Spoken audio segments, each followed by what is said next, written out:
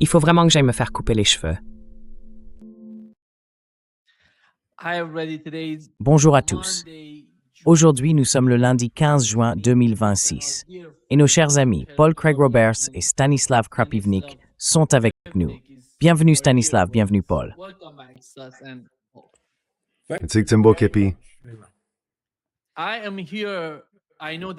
Je suis là. Je sais que Paul veut tout remettre en question quand il s'agit de l'accord enfin, pas vraiment un accord, plutôt le protocole d'entente, le Memorandum of Understanding entre l'Iran et les États-Unis. Paul, avant de passer aux dernières nouvelles, quelle est ta compréhension de ce qui s'est passé jusqu'à présent?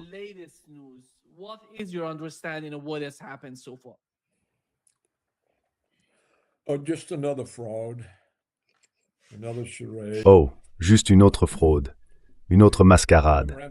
Le protocole d'accord a déjà été enterré par Israël, dont les deux principaux dirigeants de guerre, le ministre de la Défense et le ministre de la Sécurité nationale, ont déclaré qu'ils rejetaient totalement ce protocole et qu'ils étaient un pays indépendant, non concerné par les accords que les États-Unis peuvent conclure avec l'Iran ou avec qui que ce soit d'autre. Et ils ont annoncé qu'ils comptaient poursuivre leur occupation de leur conquête dans le sud du Liban, qu'ils présentent comme étant d'une grande importance pour le Grand Israël. Et ils continuent de déplacer la population.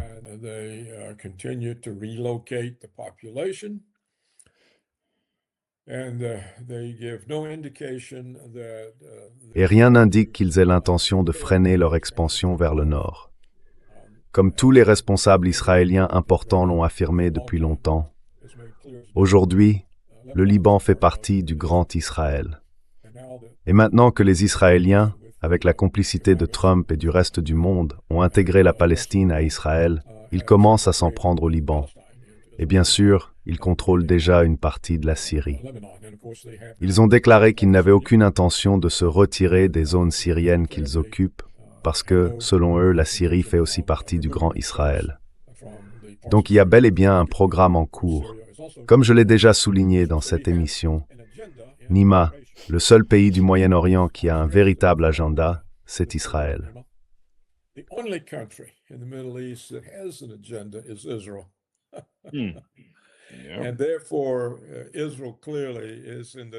Donc, Israël est clairement aux commandes, même si, à mon avis, ils ont trouvé en face d'eux un adversaire à la hauteur, avec les capacités militaires iraniennes. Mais les Iraniens sont lourdement désavantagés parce qu'ils n'ont pas vraiment de stratégie. Leur objectif, ce n'est ni de combattre, ni de faire la paix, ni de conclure un accord.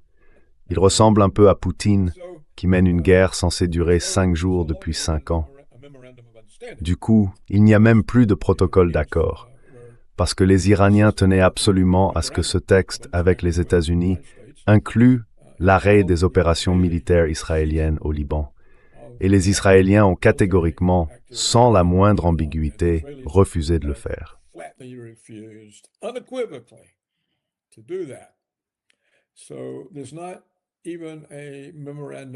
Il n'y a même pas de protocole d'accord, et je ne comprends pas pourquoi le gouvernement iranien ne l'a pas déjà dénoncé. Il se peut très bien que ce que nous voyons, ce soit les Iraniens en train de se lier eux-mêmes à une prise de contrôle par Israël sur 79 ans, comme ce qui s'est passé en Palestine. Vous vous souvenez sans doute de la solution à 2 États. La solution à 2 États, on en a entendu parler pendant 75-79 ans. Et bien sûr, le résultat, c'est la disparition de la Palestine. Les Israéliens ont annoncé qu'ils avaient désormais 70% de Gaza intégré à Israël et qu'ils allaient en avoir 100%. Et ils ont aussi déclaré qu'il n'y aurait plus de colonies palestiniennes en Cisjordanie, puisqu'ils s'y sont installés et qu'ils absorbent les derniers petits restes de la Cisjordanie.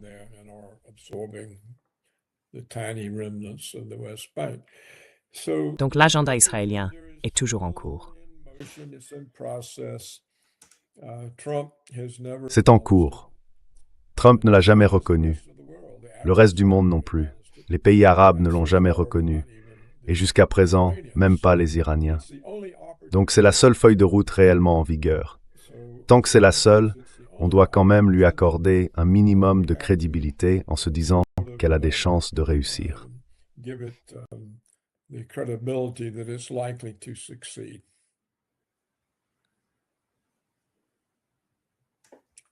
Je t'entends pas, oui, oui. Avant de venir à ce direct, Netanyahou vient de le dire, et il a nié qu'Israël allait se retirer du Liban. Il a déclaré « Ce que nous avons fait à Gaza, nous le ferons au Liban ». Voici ses mots. De la même façon que nous avons sécurisé le sud d'Israël, nous sécuriserons le nord. Et il a ajouté « Parfois, je ne suis pas d'accord avec Trump ». Donc, Israël fera tout ce qu'il faut pour assurer sa propre sécurité. Il semble qu'il y ait une sorte de désaccord entre les deux gouvernements. Avec ce nouvel accord, ce nouveau protocole d'entente entre les États-Unis et Israël, auquel, pour ma part, je ne crois pas. Ils en parlent, mais je ne pense pas que les États-Unis ni l'administration Trump aient une quelconque position dominante vis-à-vis d'Israël. Sus, quelle est votre lecture de tout ça? Stas, what is your understanding of that? Écoutez, dans ce cas, Israël est un État parasite qui est en train de passer du rôle d'un simple hôte sur la peau des États-Unis à celui d'un corps collé tout près du cœur. On a des traîtres absolus à la nation, comme Tom Cotton, qui prévoient ce n'est pas suffisant pour eux d'entrer dans le système d'approvisionnement, dans le développement d'armes, et donc dans les programmes secrets de développement américains. Non, ils veulent aller plus loin. Tom Cotton essaie carrément de les pousser à intégrer le renseignement satellitaire. Tout le système de renseignement, en fait. On entend même dire que les États-Unis envisageraient de payer les salaires ou les retraites des anciens combattants israéliens. Franchement, à ce stade, Israël tient les États-Unis dans sa main et il serre fort.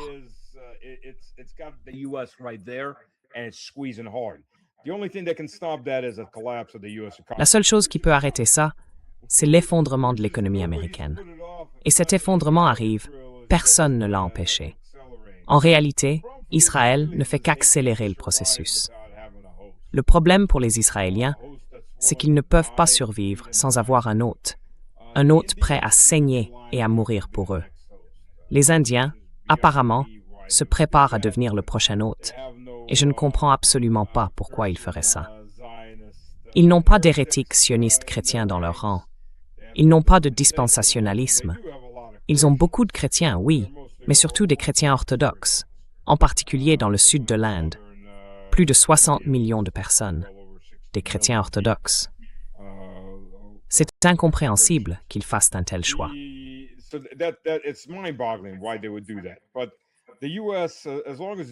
Mais tant que les États-Unis peuvent nourrir Israël, et ça, c'est aussi un problème pour Israël, parce que même parmi les jeunes juifs, beaucoup regardent la réalité de ce qu'est Israël, et ils s'en détournent. Et pour l'Américain moyen, à mesure que sa vie devient de plus en plus difficile, et elle va continuer à se dégrader, il reste cette question. Pourquoi est-ce qu'on finance un État étranger, et pas qu'un peu? Pas seulement l'Ukraine, mais évidemment Israël aussi.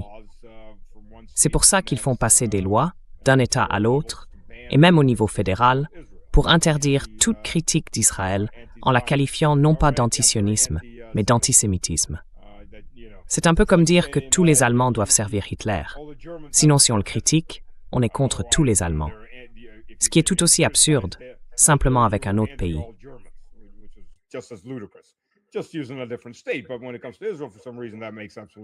Mais quand il s'agit d'Israël, pour une raison ou une autre, là, tout à coup, ça paraît parfaitement logique. Le fait est que le gouvernement des États-Unis est acheté et payé. Ça fait plusieurs générations que c'est comme ça. Complètement acheté et payé. Israël, lui, se trouve juste à payer plus que les autres. Et le plus ironique, c'est qu'Israël ne dépense même pas son propre argent. Il utilise l'argent américain dans une sorte de grand circuit de blanchiment pour le renvoyer vers les politiciens américains. Et d'ailleurs, l'Ukraine fait exactement la même chose. Alors la vraie question, c'est combien de temps l'économie américaine peut supporter ça? Et que se passera-t-il quand elle s'effondrera? Parce que peu importe combien de fois on répète aux gens qu'ils n'ont pas le droit de critiquer l'argent qu'on envoie à un autre pays, quand ces gens auront faim et qu'ils seront à sec, ils vont se mettre en colère.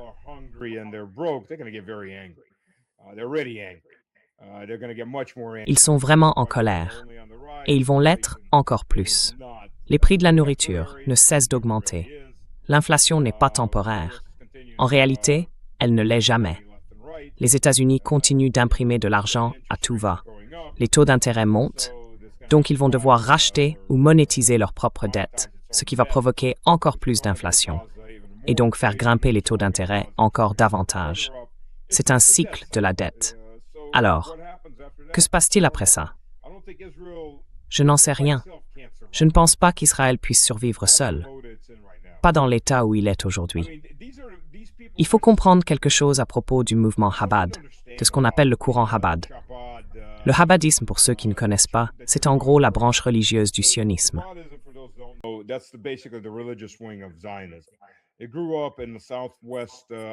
Ils ont grandi dans le sud-ouest de l'Empire russe, à la fin du XIXe siècle, au milieu du XIXe aussi, dans ce qui est aujourd'hui l'ouest de l'Ukraine. Et à l'époque, ils construisaient des colonies là-bas, en Ukraine occidentale, avec des gardes armés, où les Ukrainiens n'avaient pas le droit d'entrer. Exactement comme ce qu'ils font à Chypre. Exactement comme quand ils réclament les îles égéennes, ou au moins une partie de ces îles, à la Grèce. Franchement, c'est un expansionnisme délirant. Mais eux, ils croient qu'Israël doit être au bord de la destruction, en train de se battre contre tout le monde, pour que Dieu soit obligé de descendre et d'anéantir tous ses ennemis. Et là, le Messie viendrait. Sauf que le Messie qu'ils attendent, ce n'est pas un Messie céleste.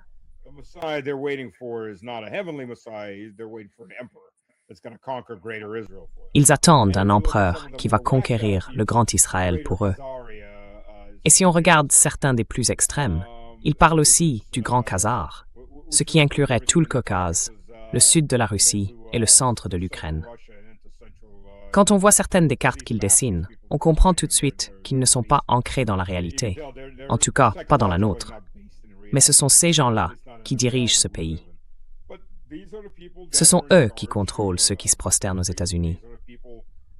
Voilà le bourbier dans lequel les États-Unis se sont mis. Et on voit bien que Trump est complètement sous leur contrôle. Je veux dire, sans le moindre doute, il leur appartient.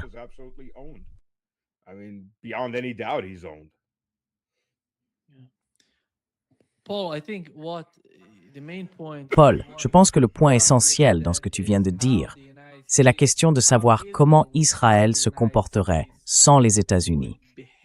Est-ce que tu vois le moindre signe que les États-Unis s'éloignent ou essayent de se détacher d'Israël dans un avenir proche? On sait que la nouvelle disposition, la section 224 aux États-Unis, sur la fusion des deux armées, est à mon avis l'un des signes que les Israéliens et les sionistes aux États-Unis ont peur de l'avenir, parce qu'ils sentent qu'il se passe quelque chose dans la société. C'est pour ça qu'ils ont besoin de formaliser la coopération, ou la fusion, tu vois. Ils ont besoin de fusionner les deux armées, ou de coopérer les services de renseignement tout ensemble, parce qu'ils faisaient déjà la même chose jusqu'à présent. Mais maintenant, ils ont besoin de le rendre officiel. Qu'est-ce que ça veut dire selon toi? Et comment tu vois Israël sans les États-Unis? Est-ce que tu penses que ça pourrait arriver bientôt?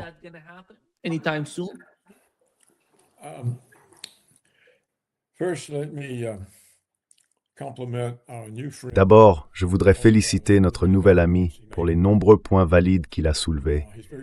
Il est très perspicace. Je ne ferai qu'une seule réserve, et c'est son idée que le peuple américain aura son mot à dire là-dedans.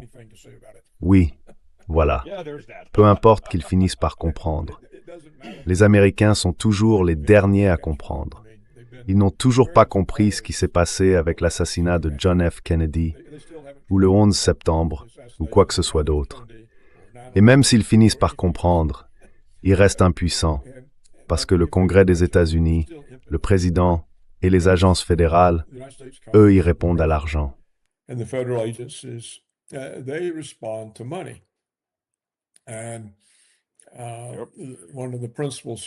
Et l'une des principales sources d'argent, c'est Israël. Parce que tous les milliards qu'on leur verse chaque année, comme notre nouvel ami l'a souligné, reviennent sous forme de contributions de campagne pour acheter notre propre gouvernement. Et puis bien sûr, il y a les contributions du complexe militaro-sécuritaire, qui sont énormes. Leurs intérêts sont d'une certaine manière alignés sur ceux d'Israël, parce qu'ils gagnent de l'argent grâce à la guerre et à la préparation de la guerre. Aujourd'hui, on se retrouve donc avec les deux plus grands groupes de pression de Washington alignés contre les États-Unis. Et bien sûr, il y en a d'autres. Le pétrole, l'énergie, la grande industrie pharmaceutique, l'agroalimentaire. Il existe un très grand nombre de groupes extrêmement puissants qui déterminent le comportement du gouvernement. Et les électeurs américains, eux, sont les moins écoutés de tous. Ils ont le moins d'influence, le moins de poids.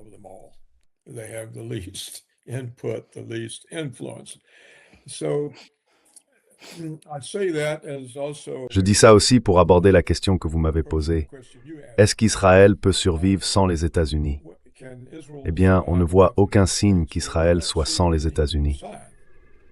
Tout indique au contraire qu'il y aura encore plus de liens avec l'intégration des armées américaines et israéliennes. Les gens ne semblent pas au courant, parce que ce n'est pas devenu un sujet de débat.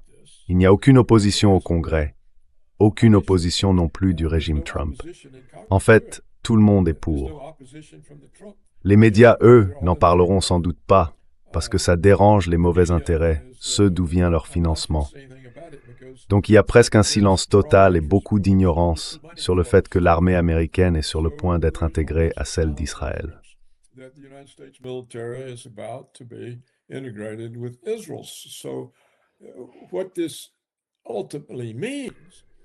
Ce que ça veut dire au fond, c'est que les causes d'Israël, ses intérêts, ses besoins, sont aussi les nôtres. Clairement, il n'y a plus vraiment de séparation entre les États-Unis et Israël, vu les lois qui sont en préparation et qui ne rencontrent aucune opposition. Ce n'est pas comme s'il y avait une résistance à cette intégration. La CIA, bien sûr, s'est longtemps inquiétée de l'espionnage israélien visant la sécurité nationale américaine. Mais là, on voit bien qu'elle a été mise hors jeu. Si elle s'y oppose encore, sa voix ne compte plus. Il n'y a donc rien pour freiner ce processus. Je pense que le gouvernement sioniste en Israël sait parfaitement qu'il exerce une influence immense sur le gouvernement américain, sans doute plus que n'importe quelle autre entité, et clairement plus que Donald Trump, qui se trouve dans une position plutôt fragile. Et bien sûr, ils savent aussi qu'en fin de compte, là possède l'arme nucléaire.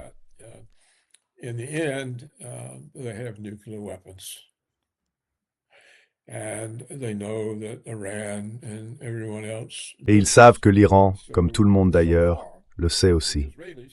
Donc, jusqu'à présent, les Israéliens, malgré leur échec dans l'attaque contre l'Iran et malgré la défaite américaine, continuent d'avancer. Cela montre une forme de confiance qu'on ne voit nulle part ailleurs. Clairement, Trump, lui, n'est pas confiant. Il est tellement déterminé à sortir du bourbier dans lequel Netanyahou l'a entraîné.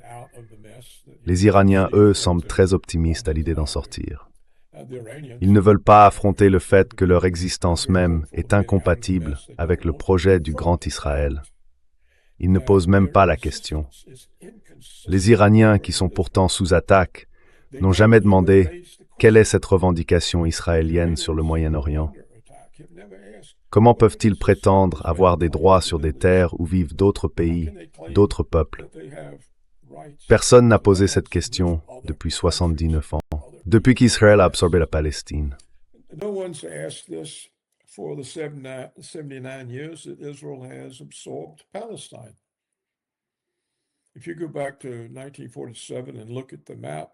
Si on remonte à 1947 et qu'on regarde la carte, ce qu'on appelle aujourd'hui Israël, c'était la Palestine.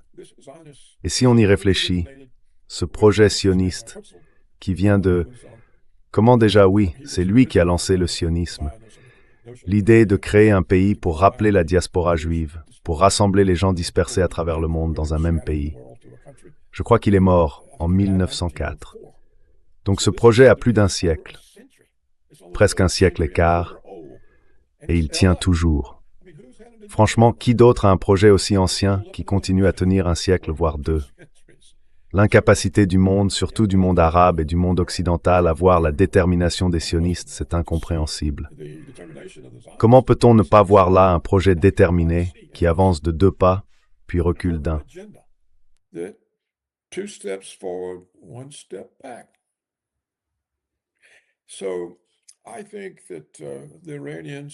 Je pense que les Iraniens, comme je l'ai déjà dit dans cette émission, ont commis une grave erreur en acceptant un cessez-le-feu. Ils étaient à 2 doigts d'une victoire totale. Et pourtant, d'une manière ou d'une autre, ils ont accepté d'y renoncer et de signer un cessez-le-feu. Alors qu'ils savent très bien que parler avec les États-Unis ou avec Israël ne sert à rien. Eux-mêmes le disent, ils n'ont pas confiance. Alors pourquoi l'ont-ils fait? Pourquoi? C'est ça, la vraie question. Pourquoi l'Iran, qui avait une domination totale sur le champ de bataille face aux États-Unis et à Israël, décide-t-il d'aller discuter avec des gens en qui il dit ne pas avoir confiance? Vous voyez, c'est pour ça qu'Israël gagne toujours. Personne ne s'oppose à eux. Même aujourd'hui, après cette guerre que l'Iran n'a pas provoquée, c'est Israël qui l'a déclenchée et les États-Unis ont suivi.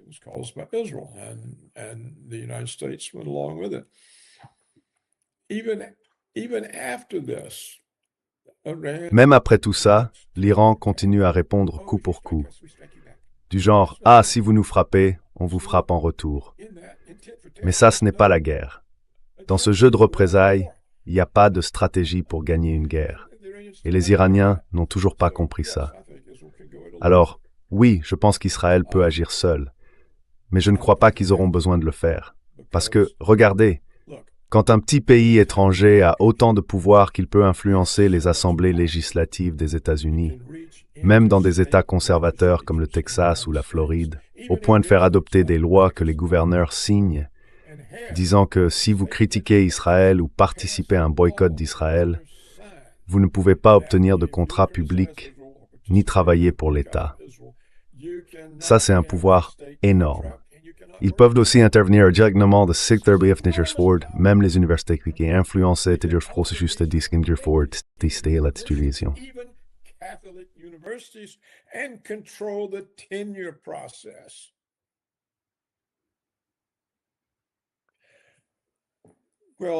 Eh bien, personne, nulle part, n'a ce genre de pouvoir sauf Israël. Oui, ils le feront.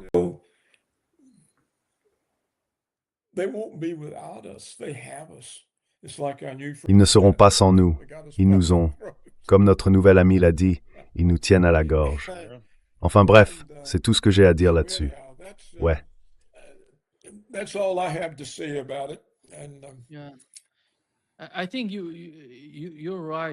Je pense que tu as raison, Paul. Mais quand on parle des capacités sur le champ de bataille, Stan, qu'est-ce qui s'est passé jusqu'à présent? Est-ce que ça peut vraiment être une option viable pour Israël s'il veut reprendre la guerre contre l'Iran? Ou alors, imaginons qu'il reste au Liban, qu'il reste dans le sud du Liban, alors qu'il semble que, dans le cadre de cet accord, ils vont être obligés d'en sortir. Mais moi, je ne vois pas ça arriver.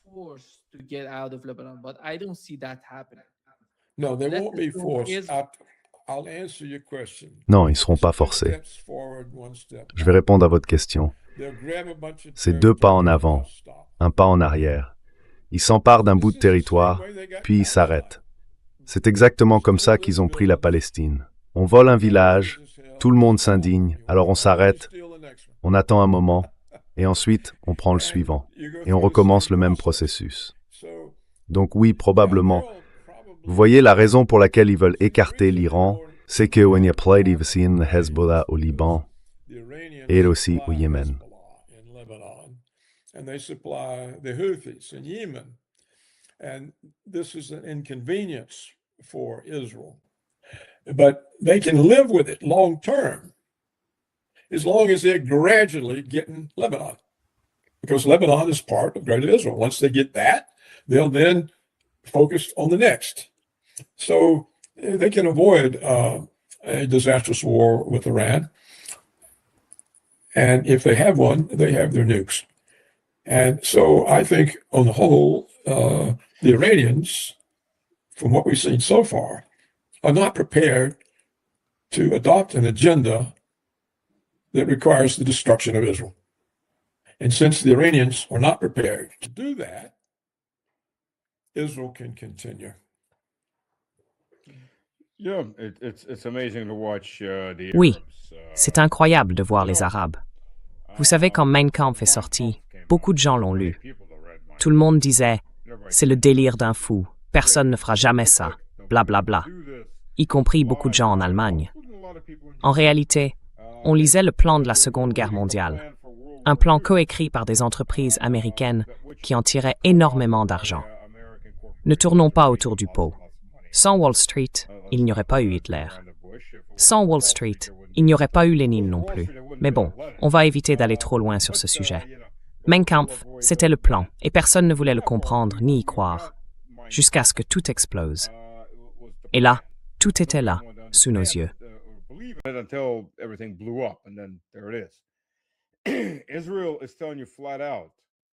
Israël vous le dit clairement. La Jordanie, l'Égypte, la Syrie, l'Arabie saoudite, vous êtes les prochains. Enfin, la Syrie, c'est déjà fait. Vous savez, la moitié de l'Égypte, tout ce qui est à l'est du Nil, la péninsule du Sinaï, la moitié de l'Égypte, le canal de Suez. On va tout prendre et ensuite exterminer la population sur place. Parce qu'après tout, à quoi bon les garder? Vous voyez, nous, 8 millions de personnes, allons gouverner des terres où vivaient environ 150 millions d'habitants. La seule façon que ça continue ou que ça s'arrête, c'est de faire saigner les Israéliens, les faire saigner jusqu'à l'effondrement de leur société, jusqu'à ce qu'ils supplient pour la paix. C'est la seule manière d'y arriver. Et c'est possible, mais il faut se battre jusqu'au bout.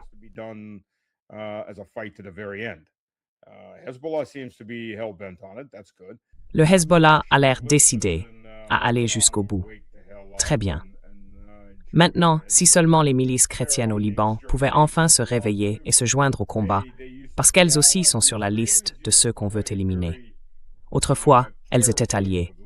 Les Israéliens, eux, jouaient très prudemment avec le Liban.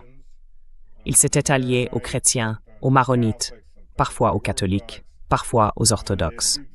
Ils laissaient les sunnites tranquilles et se concentraient sur les chiites. Parfois, ils aidaient même à armer les sunnites, sous la forme de l'OLP ou de l'APL. Non, pas l'OLP, non. Et ensuite, ils les utilisaient contre les chiites et les chrétiens. Ils les montaient les uns contre les autres. Mais maintenant, ils misent tout. Ils visent tout le monde.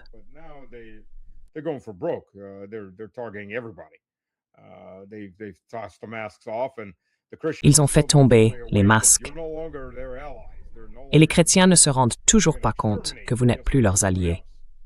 Ils ne vont plus jouer avec vous. Ils vont vous exterminer comme tous les autres. Vous êtes sur leur chemin. Et ils vont vous effacer. Effacer tout ce qu'il reste de votre héritage. Regardez, Jérusalem était autrefois chrétienne à plus de 30%. Aujourd'hui, c'est à peine 5 ou 6. Entre les sionistes et la coalition sioniste, dans ce cas, la coalition américano-israélienne, ils ont fait plus pour éliminer les chrétiens du Moyen-Orient que quiconque avant eux, même les salafistes les plus fanatiques. Ah, attendez, ils sont tous sur la fiche de paie de Washington et de Tel Aviv.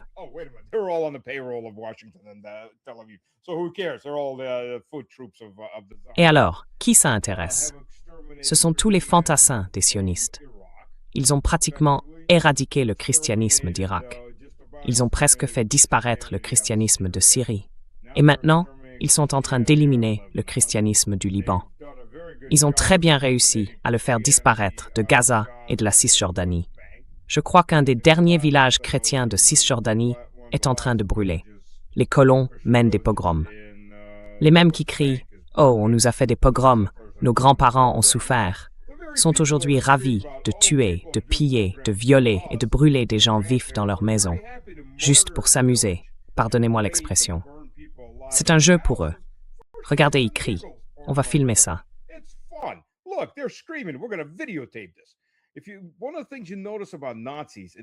Une chose qu'on remarque chez les nazis, et d'ailleurs le nazisme n'est pas limité aux Allemands, aux Hongrois ou à qui que ce soit. Il suffit d'avoir 2 groupes raciaux pour que cette idée de supériorité raciale prenne forme. Mais ce qu'on remarque, surtout dans cet état d'esprit, les Ukrainiens l'ont fait, les Allemands l'ont fait, les Hongrois l'ont fait, les Israéliens le font, c'est qu'ils prennent plaisir à filmer et à photographier leurs victimes. Je pense que, pour eux, c'est une expérience presque sexuelle. Ce sont des gens très malades. C'est pour ça qu'on a autant d'images, d'archives, montrant des Allemands en train de tuer des civils en Europe de l'Est. Ce sont eux qui prenaient les photos. Ils les envoyaient chez eux. Ce sont des gens profondément malades. J'ai vu ça aussi dans l'armée. C'était pas très répandu, mais il y avait des gens comme ça.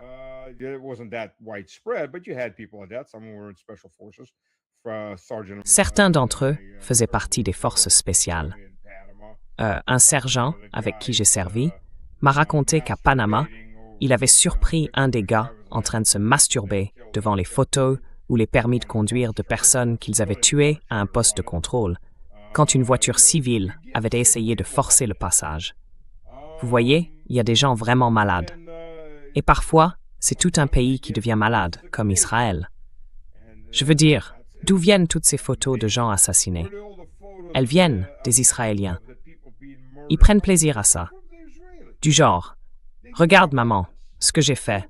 J'ai tué des petits chats. » Bon, certains finissent quand même par se tirer une balle dans la tête, parce qu'il reste quelque chose d'humain en eux, qui se dit « Mon Dieu, qu'est-ce que t'as fait? »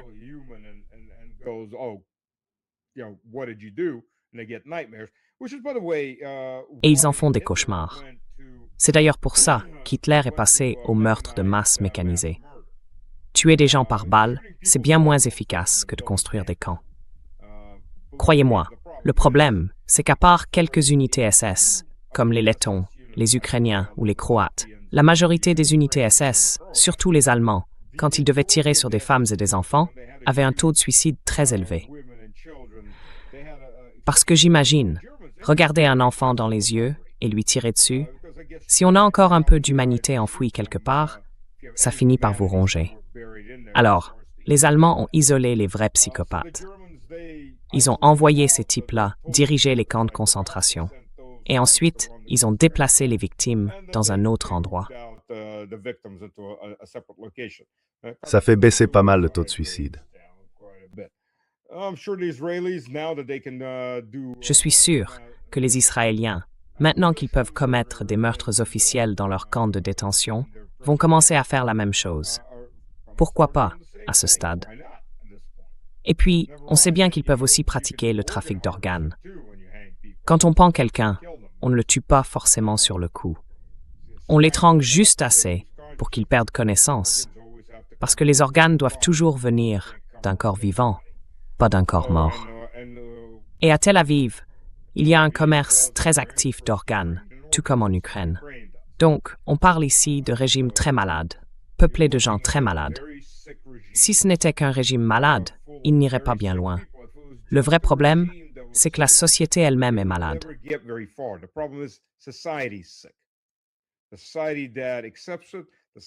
La société qui l'accepte, la société qui la soutient, la société qui lui trouve des excuses, voilà le vrai problème.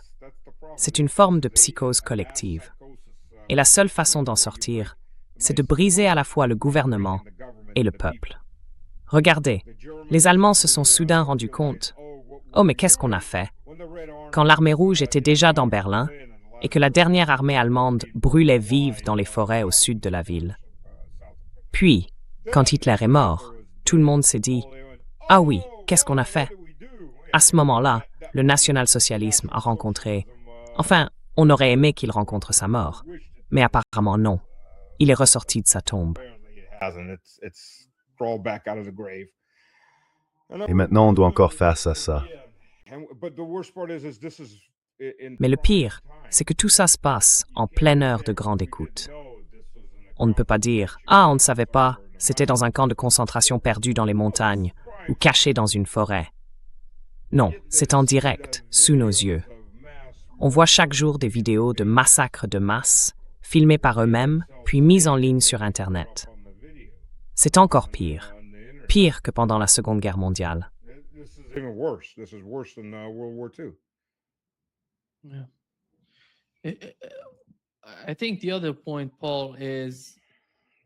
Je pense que l'autre point, Paul, c'est le détroit d'Ormuz et le blocus.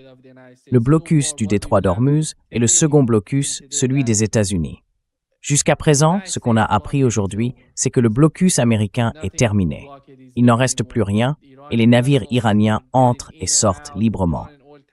Les pétroliers iraniens quittent le détroit sans rencontrer la moindre difficulté. En revanche, le détroit est sous contrôle iranien. Les deux concessions après l'attaque israélienne ont bien eu lieu, du moins d'après ce qu'on a entendu.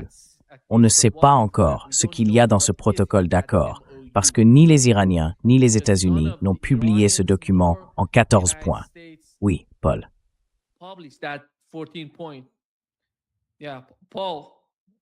Note. Comment? We do know what's in the memorandum of understanding. Nous savons ce que contient le protocole d'accord. Il est fondé sur les 14 points iraniens. De toute façon, je ne pense pas que le blocus américain ait été efficace. I don't think the American blockade was effective anyhow. Je crois qu'ils avaient 6 navires en tout. Oui. Yeah, and I don't think that Et je ne pense pas que ce soit dans l'intérêt de l'Iran que le détroit reste ouvert. Parce que si le détroit est fermé, l'impact énergétique touche surtout le reste du monde, pas l'Iran. Avec les sanctions, l'Iran ne peut rien faire de ses revenus pétroliers. Mais la hausse du coût de l'énergie, surtout parce qu'elle entraîne la hausse de tous les autres prix, devenait une vraie menace pour le monde occidental et pour ce qu'on appelait alors le tiers-monde. Donc, en fait, l'Iran semble-t-il de la pression qui pesait sur Trump, et c'est pas comme ça qu'on gère un ennemi. which is not the way to deal with an enemy. So Itsteva. I don't see how this memorandum of understanding Je ne vois pas comment ce mémorandum d'entente peut encore exister, ou même s'il existe toujours, parce que le gouvernement iranien lui-même a souligné hier, et encore aujourd'hui, que ce mémorandum repose sur l'arrêt des opérations militaires d'Israël au Liban. Or, Israël a déclaré sans aucune ambiguïté qu'il ne le ferait pas. Donc, à moins que l'Iran ne soit prêt à sacrifier sa propre position, le mémorandum d'entente est terminé. Vous voyez, tout ce que ce mémorandum faisait, c'était d'établir pendant 60 jours une période pour discuter de la résolution des problèmes.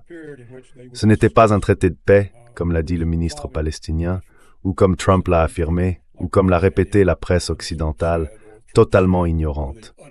Il n'y avait pas d'accord.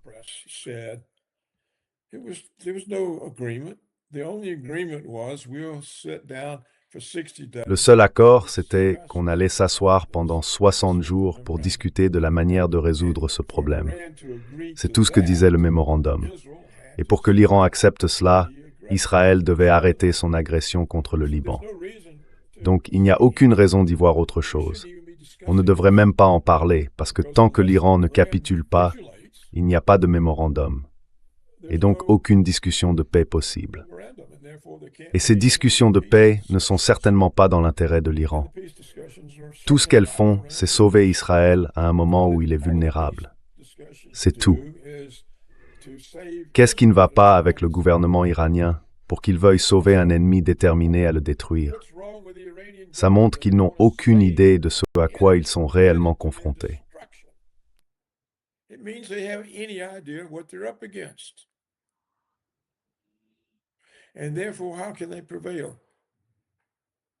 Alors comment pourraient-ils l'emporter? Peu importe s'ils sont plus nombreux, avec plus de moyens militaires, si dans leur tête ils n'ont pas ce qu'il faut, et rien ne montre qu'il l'est. Donc à mon avis, ça ne vaut même pas la peine d'en parler davantage, parce qu'il n'y a rien à en attendre. Et si les Iraniens capitulent, eh bien, ils se seront simplement vaincus eux-mêmes.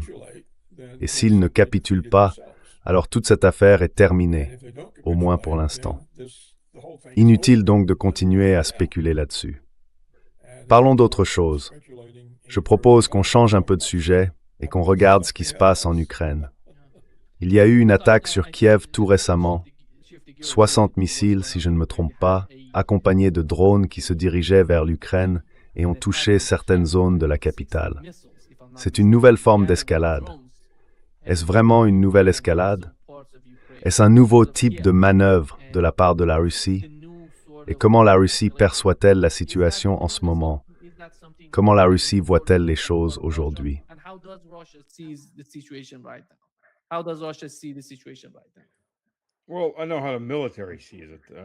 Eh bien, je sais comment les militaires voient les choses.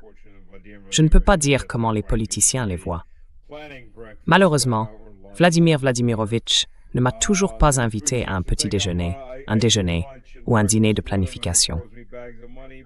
Newsweek semble penser que je déjeune et que je prends le petit déjeuner avec lui, et qu'il me lance des sacs d'argent. Mais jusqu'à présent, pas un seul, même pas une petite bourse de billets, sans parler d'un repas. D'un point de vue militaire, je ne mènerai pas la guerre de cette façon. Je prendrai une ville à la fois. Par exemple, Sumy, où les forces russes sont à 5, 6, peut-être 7 kilomètres des abords de la ville. Et je concentrerai plus de 70% de mes moyens aériens sur cette seule ville, jusqu'à ce qu'il ne reste plus une seule cible possible qui n'ait pas été rasée jusqu'aux fondations. Ou peut-être la ville entière, tout simplement la raser, pour que l'armée puisse entrer. On peut toujours reconstruire plus tard. Agay.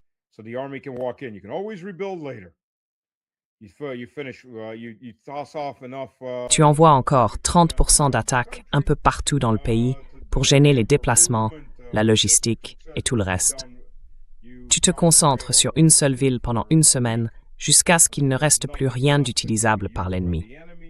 Ensuite, tu passes à la ville suivante, puis à la suivante, et encore à la suivante. Et tu continues comme ça jusqu'à ce qu'il n'y ait absolument plus rien. Pas ces petites frappes isolées. On frappe ici, puis là-bas, pendant qu'il répare ici, et on reviendra plus tard. Non, une destruction systématique de ton ennemi. C'est la seule façon de gagner cette guerre. Une destruction totale et méthodique, pour qu'il ne reste rien, même pas de quoi revenir. Juste une carcasse brûlée. Ils partent plus à l'ouest. Si tu évacues les civils, tu peux prendre la ville beaucoup plus vite. Les Ukrainiens utilisent les civils comme boucliers humains. Zelensky l'a laissé échapper.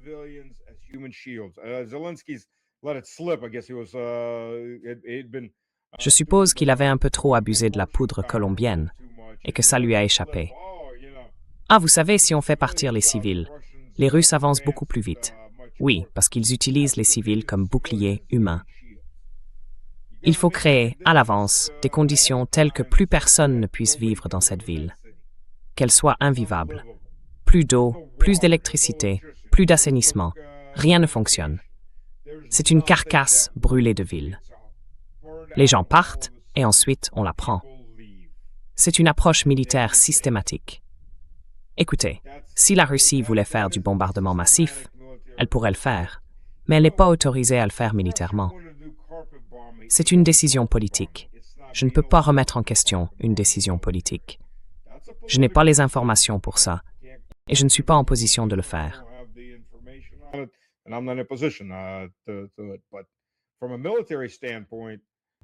Mais d'un point de vue militaire, sur n'importe quel front où la Russie avance, elle peut tout simplement le bombarder massivement.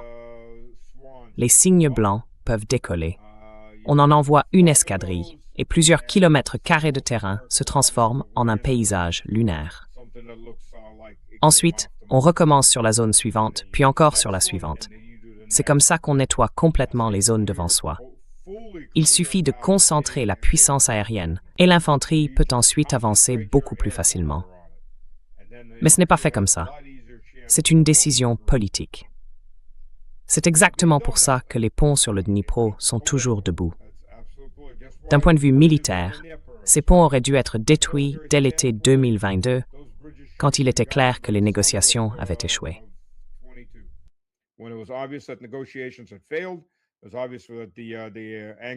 C'était évident que les Anglais étaient arrivés là.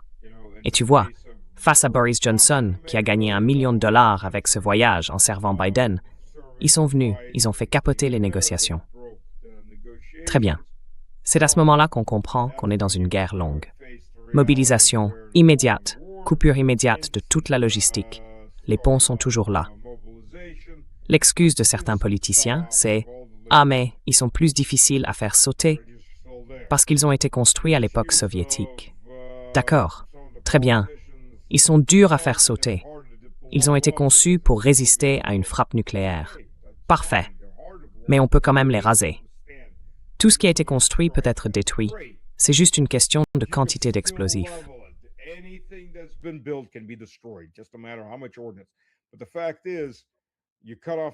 Mais le fait est que, pour gagner une guerre, il faut couper la logistique.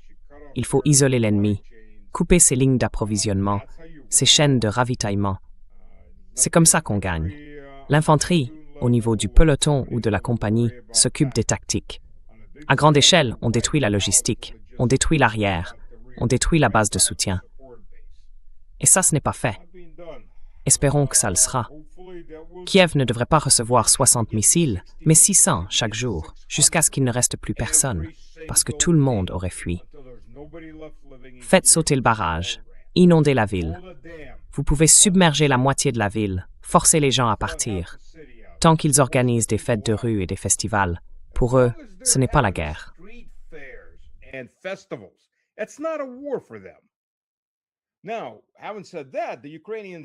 Cela dit, les Ukrainiens ont transformé leur pays devenu un camp de concentration. Enfin, pardon. Les élites d'Epstein au pouvoir en Ukraine ont transformé le pays en camp de concentration et ont commencé à y créer des ghettos. C'est quelque chose qui est apparu il y a quelques semaines. Tout à coup, autour de Kiev, autour d'autres villes comme Odessa ou Nikolaïev, des barbelés, des dents de dragon, des fossés anti-chars, des champs de mines. Et je le dis maintenant. Vous savez, j'étais dans l'émission du soir avec Vladimir Soloviev. Et certains de ces autres experts disaient oui, ils ont peur que l'armée russe arrive. Ils savent qu'il va y avoir une percée.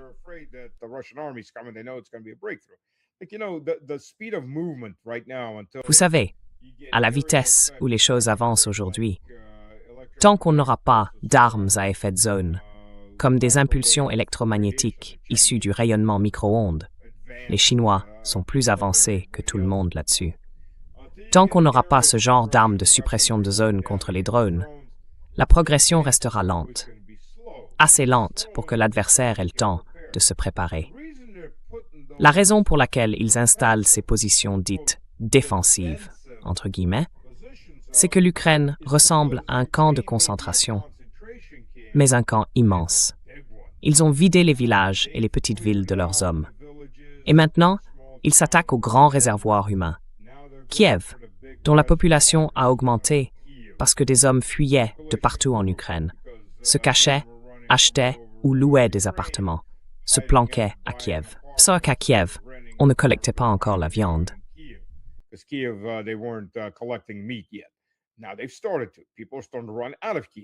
Maintenant, ils ont commencé à le faire. Les gens commencent à fuir Kiev. Et là, on installe ces soi-disant anneaux défensifs. Essayez de traverser un champ avec des barbelés et des mines. Essayez de rouler à travers un champ. C'est impossible. Toutes les routes qui sortent de Kiev ont un poste de contrôle et un nid de mitrailleuses. Essayez de passer par là. En gros, ils ont mis la viande dans l'enclos et maintenant ils récoltent. Ils récoltent activement. Il y a environ 3 millions de personnes à Kiev. Maintenant, elles commencent à ressentir la guerre. Mais il faut faire en sorte qu'elles ne puissent pas rester là. Quand 1 million de personnes essayent de quitter la ville, peu importe combien de postes de contrôle vous mettez, elles sortiront de la ville. Il faut forcer les gens à quitter le champ de bataille.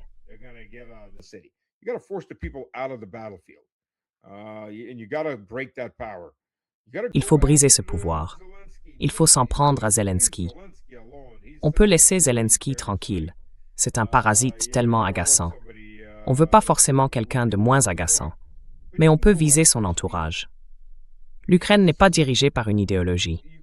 Pas vraiment. Oui, il y a des nazis idéologiques, mais ils ne sont pas vraiment au pouvoir. Ceux qui dirigent sont des kleptomanes. Ils sont là parce qu'ils savent qu'ils ne mourront pas de vieillesse en Ukraine. Ils vont se nourrir du pays jusqu'à ce qu'il n'en reste plus rien, jusqu'à avoir envoyé le dernier enfant sur le champ de bataille et extorquer le dernier centime possible à l'Occident. Et ensuite, ils s'enfuiront. Le truc, c'est que si on rend la situation trop coûteuse pour eux maintenant, ils partiront maintenant. Et là, le gouvernement s'effondrera.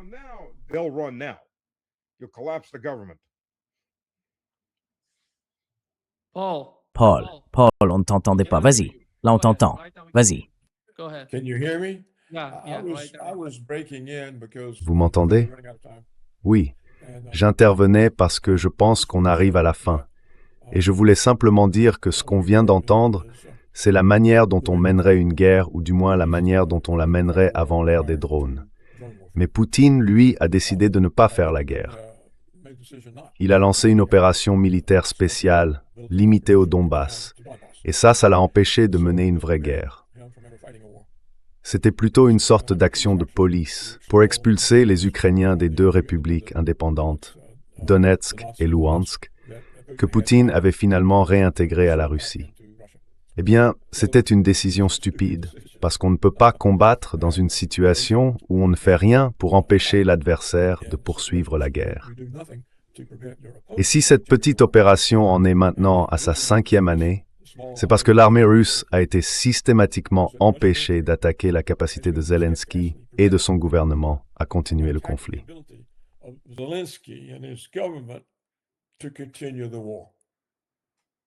Oui, absolument. The Russians could have ended immediately any capability of Ukraine to conduct a war. It could have been a 5-day war. But Putin refused. And so he has allowed, we're now in the halfway in the 5th year, he's allowed a minor conflict to ever widen. It's become ever more wide, and it's never ending. And now the entire nature of the conflict has changed with drone warfare and with the ability now of the Ukraine, with aid from Europe, to produce massive numbers of drones. The Ukrainians have been able to take the war deep inside Russia. There are growing casualties of Russian civilians every day. Russian oil exports have been cut 68% this month over last month. Airports are closed, internet's shut down, businesses can't make transactions.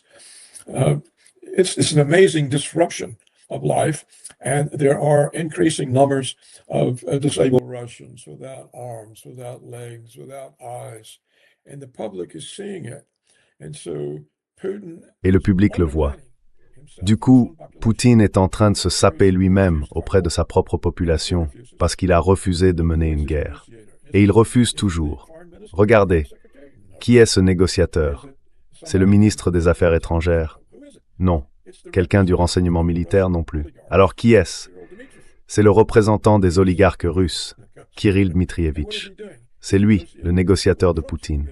Et qu'est-ce qu'il fait? Il négocie avec les négociateurs de Trump. Et qui sont-ils? Le gendre de Trump est Witkoff, un promoteur immobilier juif. Et sur quoi portent ces négociations? Sur des affaires. Oui, des affaires. Voilà la situation. Il y a un mécontentement croissant en Russie, un malaise grandissant, pas seulement dans l'armée ou la diplomatie, mais aussi parmi la population. Si on regarde certains messages publiés sur les réseaux sociaux par des Russes, ils demandent « Pourquoi on ne se bat pas? Qu'est-ce que fait Poutine ?» Le pays se retourne contre lui. Et donc on se pose encore et encore la même question. On a l'impression que les dirigeants sont incapables de percevoir la réalité, tout comme les Iraniens ne perçoivent pas la réalité qu'Israël est déterminé à les détruire. Même si ça prend 100 ans, ça n'a aucune importance pour les sionistes. Et les Iraniens ne le voient pas. Les Arabes n'ont jamais su le voir. Et regardez, ils ont disparu. L'Irak a disparu, la Libye a disparu, la Syrie a disparu. Et maintenant, les Israéliens dévorent le Liban, en disant « Oh, c'est défensif, nous ne sommes pas agressifs, nous nous défendons, nous devons envahir le Liban pour nous protéger. » Et le monde accepte ça.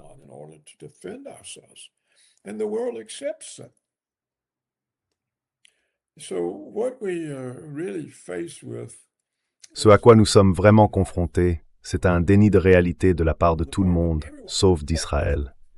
Et c'est pour ça que malgré leur petite population, leur territoire réduit, et leur ancienne dépendance vis-à-vis des États-Unis, ils sont en position de l'emporter. Ce sont les seuls qui comprennent, qui ont un plan, et aucun principe à part celui de gagner. Voilà, je pense que c'est la situation. L'armée russe, si on la laissait faire, mettrait fin à la guerre en 3 ou 4 jours. Mais on ne lui permet pas. Et pourquoi? Parce que ça dérangerait l'Occident. Et alors on ne pourrait plus, encore une fois, faire partie de cet Occident et profiter de toutes ces relations économiques lucratives. Donc on va sacrifier le prestige de la Russie.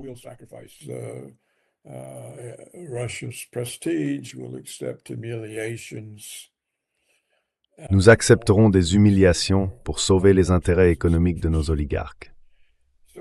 Donc le problème, ce n'est pas que l'armée russe ne sache pas mener une guerre, c'est que la direction a un autre objectif. Et le souci avec les Iraniens, à mon avis, c'est qu'ils subissent la pression de la Russie, de la Chine, de l'Inde et du Pakistan pour conclure un accord, pour en finir avant qu'il ne se passe quelque chose. Et aucun de ces pays n'a, selon moi, la lucidité de comprendre que ce projet sioniste du Grand Israël signifie qu'il ne pourra jamais y avoir de paix au Moyen-Orient, une zone en expansion constante, comme le disent certains ministres du gouvernement israélien.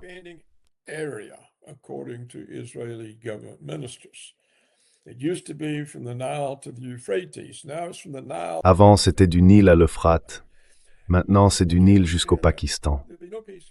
Ils ne comprennent pas qu'il n'y aura pas de paix ici tant qu'Israël n'aura pas réussi ou qu'Israël ne sera pas détruit. Alors ils esquivent. Ils refusent de reconnaître la réalité de la situation. Et le gouvernement iranien est tout aussi coupable que les autres. Il a gâché sa victoire. Et je pense qu'il va se retrouver enfermé dans un processus de paix sans fin, comme les Palestiniens l'ont été. Ça peut durer un siècle. Et Poutine est coincé dans la même situation en Ukraine. Depuis combien de temps Poutine mène-t-il cette guerre? C'était quand? La réunion d'Anchorage? Il y a 1 an, 2 ans? Combien de temps déjà? Il y a presque 1 an. Oui. Et qu'est-ce qui s'est passé? Rien. Je n'ai rien de plus à être, William Brian. Oui, Il n'y a dans le monde aucun dirigeant en dehors des sionistes en Israël qui ait la moindre notion de la réalité. Et eux-mêmes n'ont aucun programme à part quelque chose de très court terme. Faire disparaître ça des actualités. Voilà, je pense que c'est la situation. Et j'aimerais qu'on en parle davantage dans ces termes-là. C'est le genre de discussion qui pourrait peut-être aider les gens à se confronter un peu plus à la réalité.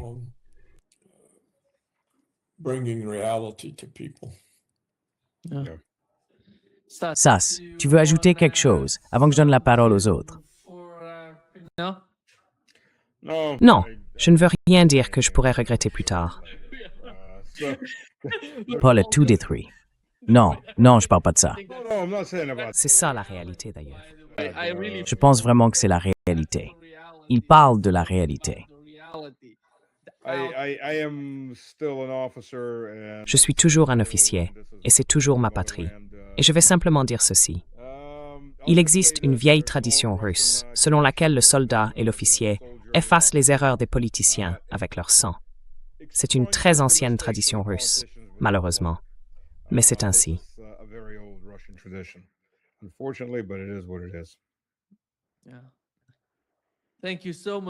Merci beaucoup, Paul et Stas, d'avoir été avec nous aujourd'hui. C'était un vrai plaisir. Et toi aussi, encore une fois, Paul, comme je l'ai dit tout à l'heure. À très bientôt. Merci infiniment. Très bien. Merci à vous deux. Merci beaucoup. Merci. Restez en ligne. Stay on. Stay on. We're gonna- Okay.